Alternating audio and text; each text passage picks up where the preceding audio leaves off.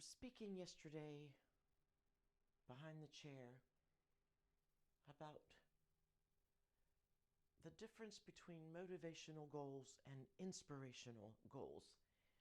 And I was tying it into how it was I was able to secure a place to live, and not only a place to live, but a place that is everything and anything that I could possibly imagine.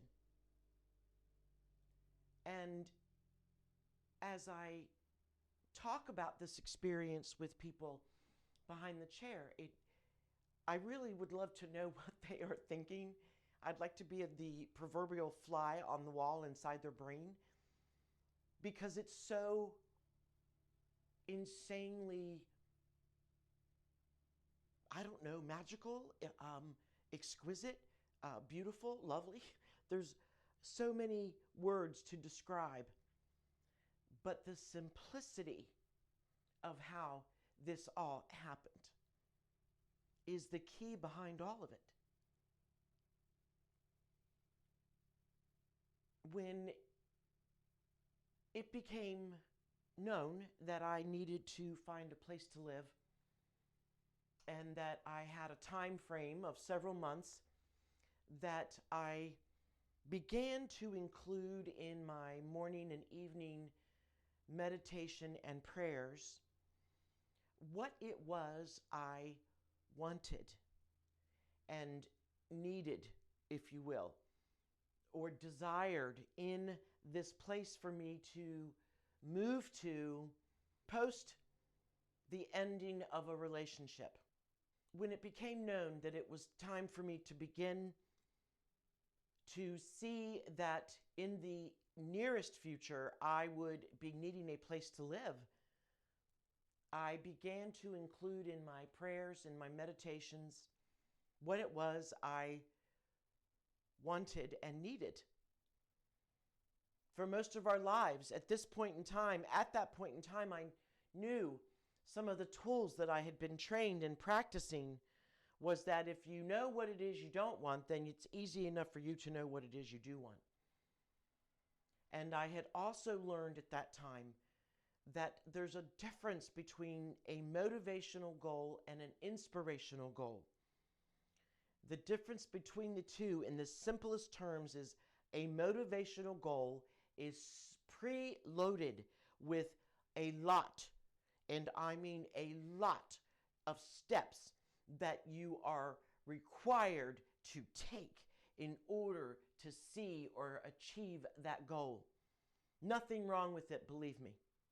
Many people thrive.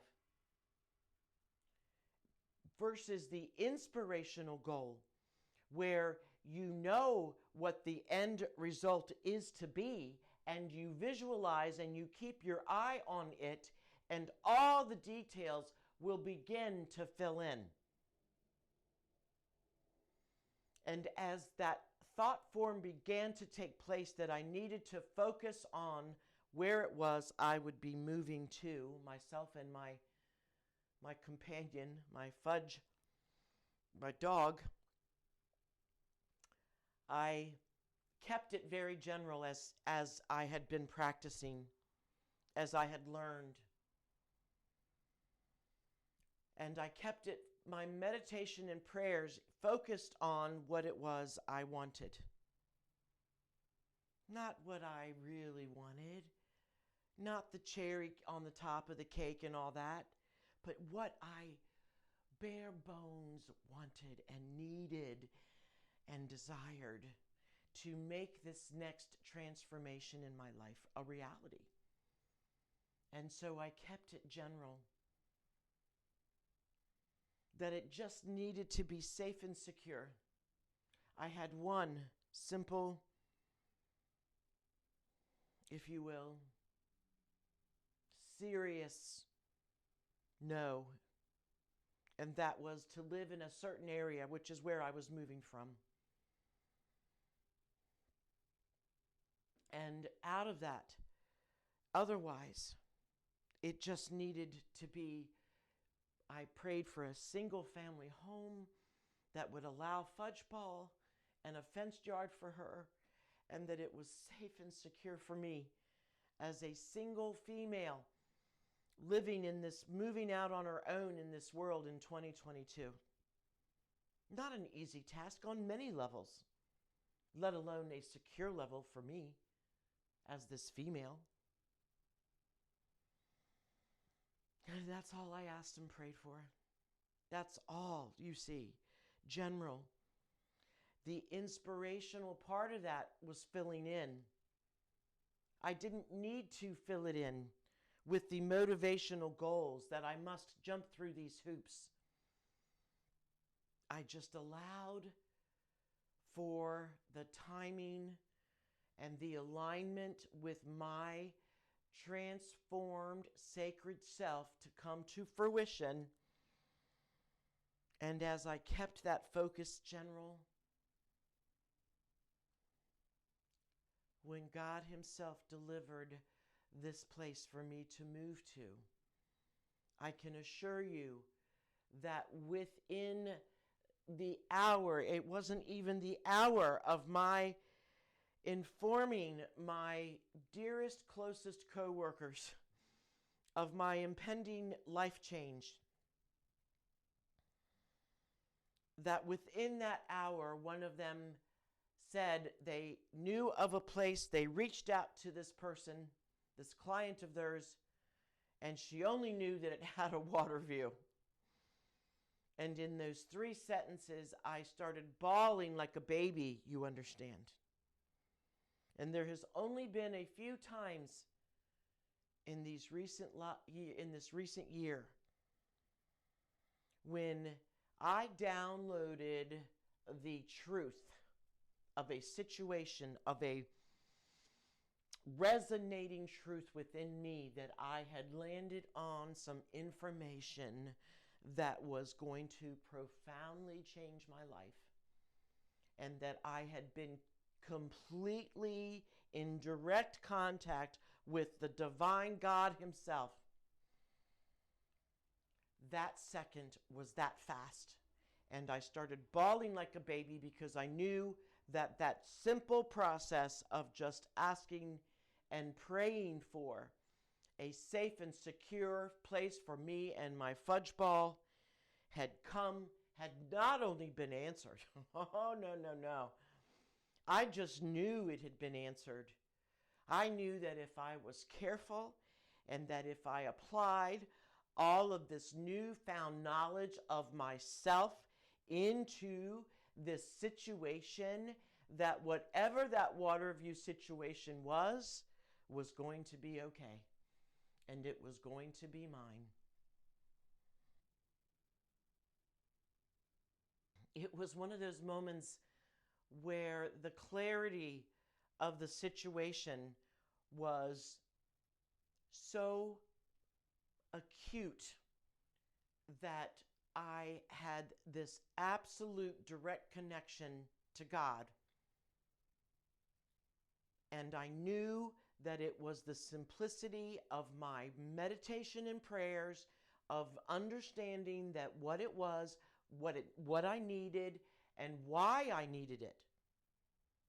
I needed that safe and secure place because I needed to be secure enough to sleep at night, being a newly minted single female, if you will, in this world.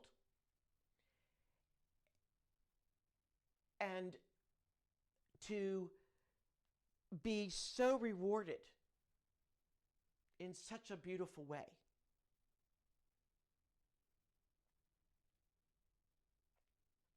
And it became mine. Once we met, once I went and saw the place the next day and we met, he was happy to give it a go with fudge ball. Not only is this place everything I could possibly ever imagine, it is more than that.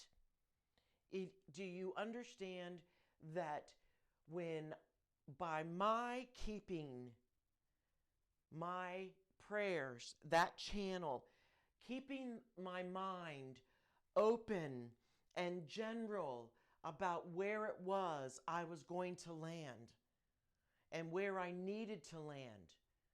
I wasn't muddling up or mucking up my brain and thoughts with all of this stuff that was going to get in the way. You see, when we load our prayers or we have load our brains and heads with all these things of what it is we don't want, we are blocking that beautiful connection to the divine so that when our prayers are answered, we not only know it, but we feel it within and it resonates to our core, which was why at that moment I started crying. Over the course of this last year of this alignment with my sacred self, with learning about myself and who I am and how I operate and what makes me happy and what does not, obviously that's not hard to figure out. I have been aligning, and when the direct messages hit you, when your intuition lights up, or when you get this direct message from God and you feel it, you will, because you know in that instant that your prayer was answered. And then as the rest of it unfolds, you see the beauty of the situation instead of what you have been programmed and formatted to think, which is, what are the problems with the situation? And you can imagine that in this particular situation, I added 15 minutes to my commute, one way. And so my first thought was, whoa, that's a long commute. But then all of a sudden, I'm like, wait, hell no. First of all, it's only an additional 15 minutes each way. So that's not a big deal. And second of all, I have the beauty of adjusting my schedule to avoid the rush hour times that will extend it if it needs it, as it will. But I'll tell you what, to know that I was given this opportunity, that this place was presented to me, it didn't matter. The only thing that will be a new piece of my routine, a new part of my life and Fudgeball's life, is that Fudgeball didn't get her fenced yard. She and I are now going to be taking walks on a regular basis. And you know what's funny about that is that when Fudgeball was placed in our laps, when she fell from the sky into our laps, which was the words I said almost 8 years ago, just over 8 years ago, it was because I knew I needed to physically get out there and start walking for my physical nature and my health. And she has refused. And even she has aligned and is paying attention to how she is to walk with me and heed me as the boss. So you see,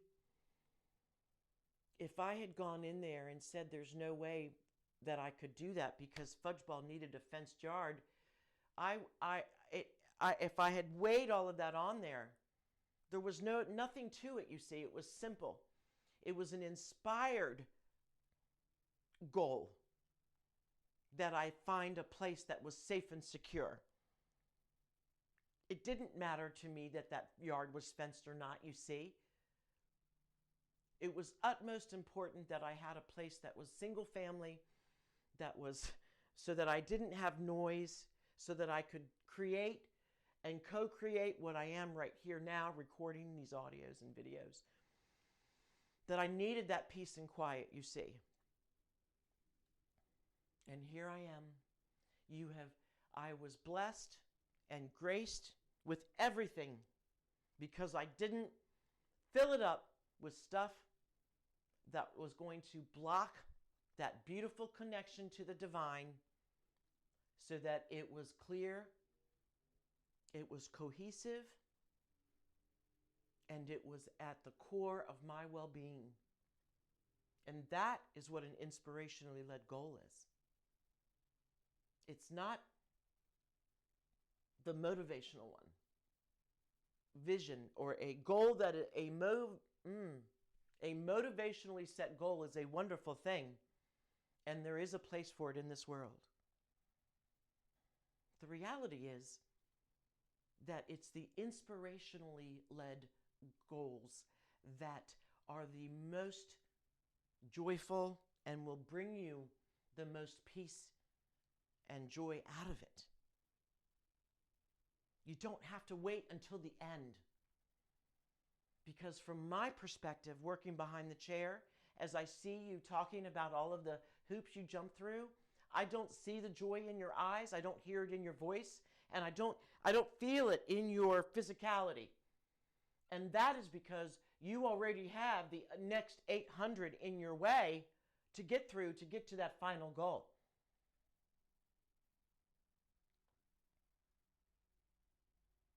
And as I was recording this, the beautiful organic divinity comes shining through. Because as I knew what I needed and prayed to my divine, without a doubt, so did my new landlords. You see, this place that I am now secured for me in Fudgeball, not only did it answer everything for me, but I know in my heart, mind, and soul that it answered it for the landlords and their family as well. You see, this is the divine timing. And that's the other thing. If I didn't mention it, I'll say it again. People use the quote or the phrase, turn of phrase. Well, it's all about timing. It just wasn't meant to be. When it's time, it's time. And we know that we've used it. We all have. But we've used it more in a term of comfort and solace than as a term of true understanding that that's what an inspirationally led goal is all about. And so the timing was everything. I know that we answered each other's prayers. That is the organic divinity in this entire event, you see. So many times, as I did, as these other stories you hear me recording, I was so really, truly wrapped up in my experience of, first of all, the sheer awe-ness, the awe-inspiring, direct answer to my prayer, that it wasn't until I was recording this that I realized that their prayers were answered too. However, whatever, whichever way they were said or done, I know that between that family, they prayed and said, in some way, shape, or form, please bring us a tenant that is going to keep us safe and secure. Because I don't think most people understand in situations the breadth of risk that people take in these situations. And when you keep it general, when you keep your prayers general, when you look at the inspiration every day that God places in front of you, or your divine places in front of you, then you too will have your prayers answered in this direct way. It's aligning with your sacred self. And I have been blessed in such a way because this place of residence is everything and then some what I could ever hope or dream for. I would have come across as piggish to ask for all of the things this property and these people are offering me to rent. Right down to the security of having people that I can trust around me. Because you see, the connection at work, which is, I've already recorded a connection, by the way, about this lovely divine woman I work with. She's still responsible for so much of the organic divinity in my life and in others, because it's her connection. She was able to tell my landlords that, having been working with me and working with me through COVID, that she knows who I am. She knows who I am to my core. She may know some of my idiosyncrasies, and she loves me all the same. And for her to be able to bestow that knowledge to them, that they will be okay to rent that to me, and conversely, for me to know that she has known this person in her life as a hairdresser, like I know my clients, and the security that that offers me, there's that divine connection. And she's still at work. And you see, just as I say this story again and again, I get more and more of this divine beauty that is God. And she, again, that lovely, lovely woman who just does her own thing in her own little space, is working hard, and she doesn't even realize it. That's the beauty of organic divinity. Do you hear this big smile on my face and my voice? Wow, who doesn't want a part of that?